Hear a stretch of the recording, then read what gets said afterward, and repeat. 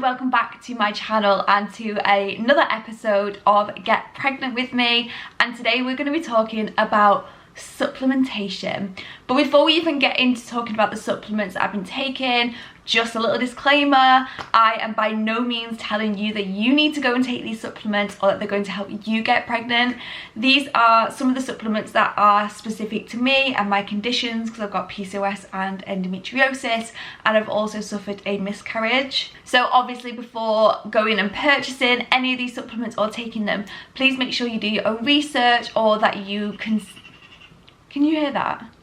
That's the magpies going crazy because my cat is trying to attack them outside. God. Even if she's not in the room trying to disrupt my video, she's outside trying to disrupt my video. But anyway, back to the disclaimer. Please consult a GP, a gynecologist, or midwife, etc. before trying any of these supplements. As I say, these are specific to me and I want to share, and if you want to go away and do your own research and try these supplements, then by all means, but do it on your own account. But there are a couple of supplements that I do recommend all women who are trying to get pregnant do take. So I'm going to start with those two. The first one being a prenatal. Now I take the Proceive, and this is the conception prenatal, but there are loads of different ones on the market. There's pregnant care and things like that. So have a look, shop around, see which one that you prefer. But this is a tailored fertility supplement. That took me 3 times to say. For women who are trying to have a baby, and it says it's got key nutrients for conception. This is 1 month supply, so it's got 60 tablets in it, and you take 2 a day. They're pretty pricey. I think they're £20 a box, but they've got everything in here that you need. But yeah, this is just something dead simple you can pick up from most, like even supermarkets, and if you are trying for a baby, I suggest taking one of these, more specifically for the fact that it has got folate in it, which is a key supplement that you need to be taking if you're trying to conceive, and it's also got vitamin D3, which we're going to talk about next. So I have also purchased a vitamin D supplement, and this is high strength. Now when I went for my fertility assessment, if you didn't watch my last video, I went and had like a ultrasound, blood work, etc. to sort of start our steps towards fertility treatment. And the first question they asked me when I was having my bloods done is, am I taking folate and am I taking vitamin D? So I've gone and purchased a high strength vitamin D supplement, and there's also vitamin D in here. So the research on vitamin D isn't completely clear cut, but they think that it's to do with the uterine lining and trying to thicken the uterine lining so that the egg can burrow in there and get nice and comfy. And they've also found some evidence to suggest that it prevents miscarriage, so those who were low in vitamin D were more likely to have a miscarriage. So yeah, this is another supplement that I picked up and I've been taking every single day to help me get pregnant, and obviously if I was to get pregnant, to also maintain that pregnancy as well. So as I say, they are the 2 supplements that I would say most women should be taking if they're trying to conceive. The next few supplements that I'm going to move on to are supplements that are specific to me, but obviously I've read the research and sort of made my own informed decision with my gynecologist. So there might also be supplements that are good for you if you're in a similar situation to me. So the first supplement is Myo-insitol. You've probably heard about this if you've got polycystic ovaries, and this is to help with your insulin. So a lot of women who've got polycystic ovaries have issues with their insulin, where our insulin is too high. We have decreased insulin sensitivity, and what can happen then is it affects our ovulation. And research has also suggested that it helps with egg maturity as well. So when we're not ovulating, our eggs aren't maturing, which means that we're not releasing an egg and we're not able to get pregnant. But women who took Myo-insitol who had PCOS found that they were getting those mature eggs. So that is another supplement that I take. I just take 2 of these per day. I was taking the Yoppie Poly Support supplement, I'll pop it here, but I ran out. That is another option, and it's great because it's just got all the supplements in there if you've got PCOS, and it comes in 1 bag. It is a little on the pricey side, it's £25 per month, but it is another good option if you don't want to take some of these things individually. Speaking of Yoppie, what I do have is their Endo Complete Support. So this is a supplement tailored specifically for endometriosis.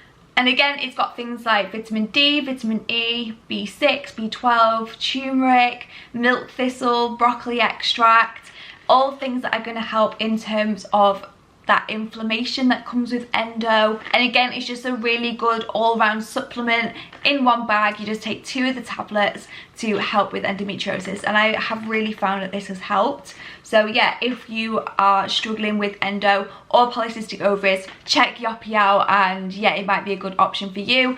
The poly support was gifted to me, but I do pay for this myself. Next supplement that I take is Floradix, and this is liquid iron and vitamin formula.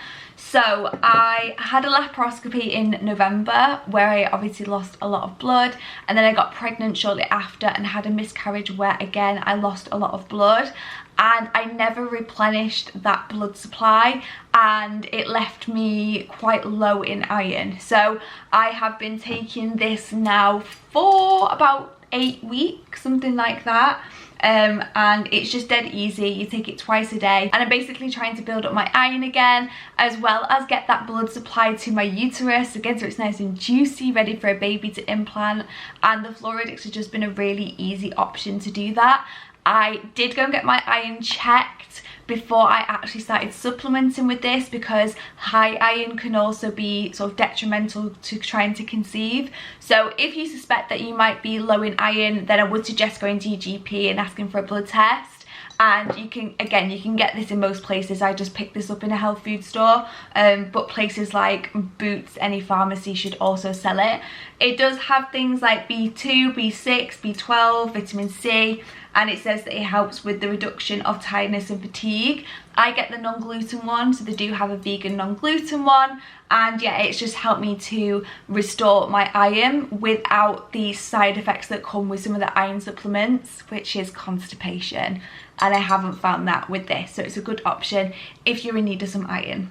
Let's move on to CoQ10.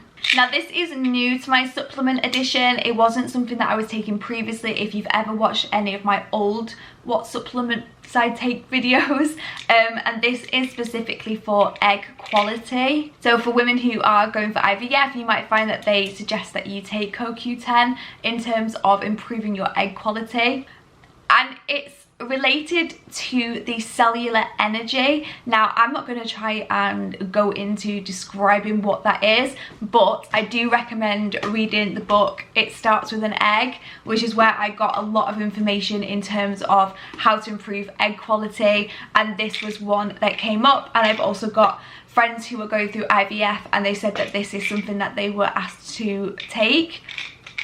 Now this is from a high street, and it's only 50 milligrams. Having now read this book, I would say that that isn't really a good quality CoQ10. So yeah, I would do a little bit of research and try and find a good quality one. Again, it's quite expensive, but well worth it if it's going to sort of help with that egg quality, if you're trying to conceive naturally or if you're going for IVF. My next supplement, I'm not even going to try and pronounce. You'll find that it is shortened to NAC. I have been taking this for a very, very long time, pretty much since I found out that I have PCOS. I've actually made a note of all the things that I found that it does. So in terms of PCOS, it helps to restore ovulation, it helps to improve egg and embryo quality. It's also been found to help women increase their chance of pregnancy and reduce the chances of miscarriage, which is great. But it isn't just specific to people with PCOS. There is research that suggests it does improve egg quality more generally in people without PCOS. And that's basically because it's like an antioxidant, and if you've got endometriosis like me, it's also been found to help with reducing inflammation in the body, as well as pain and cysts, which just sounds amazing and not what we want when we're trying to get pregnant. So I do think that this is a good all-round supplement if you're looking for something that is going to sort of improve fertility, improve egg quality, and if like me you got PCOS, it's a good option, and it's also good for endometriosis. And my last supplement, because I know it's a lot, but they've all got their own purpose, and again I'm not even going to try and pronounce this. is it alpha lipoic acid.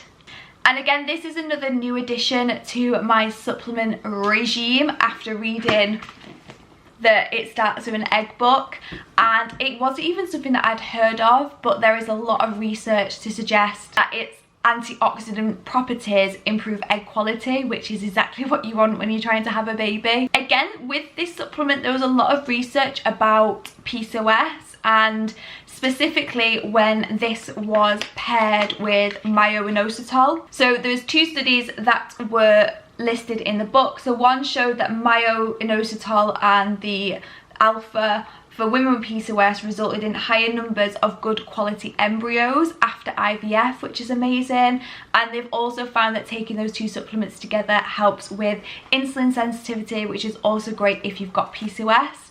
And again, there was research linking this to endometriosis where it helped reduce inflammation.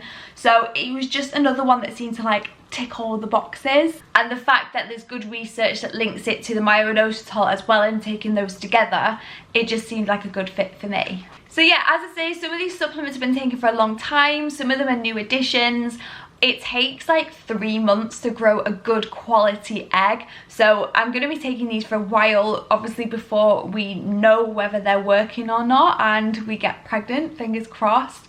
But I just wanted to share those with you in case you are maybe completely new to starting to trying to conceive, or maybe you, like me, have a history of PCOS, endo, or miscarriage, and you want to do something to help. So you feel like you've got a bit of power. I don't know if anybody else feels like that. Sometimes I feel like I don't have control over my own body, and it can be really difficult. And doing things like taking supplements, doing gentle exercise, getting good sleep, and trying to feel like I'm doing something for myself to help conceive can make me feel a lot better in myself. So as I say, please go and consult a medical professional before you start taking these, or do your own research like I've suggested. I do suggest taking a prenatal and your vitamin D, but for any of the others, I do suggest that you go away and do some research, and hopefully you'll find something that I've talked about today that will be helpful and also help you if you are maybe trying to manage your PCOS, or trying to get pregnant, or trying to reduce the horrible symptoms of endometriosis, etc. So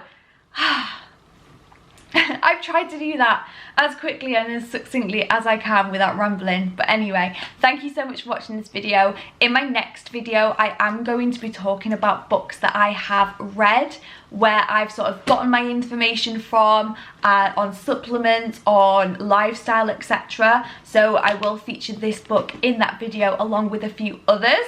But otherwise, I'm going to love you and leave you. Thank you so much for watching. Don't forget to follow me on Instagram as well, and I'll see you in the next one. Bye guys.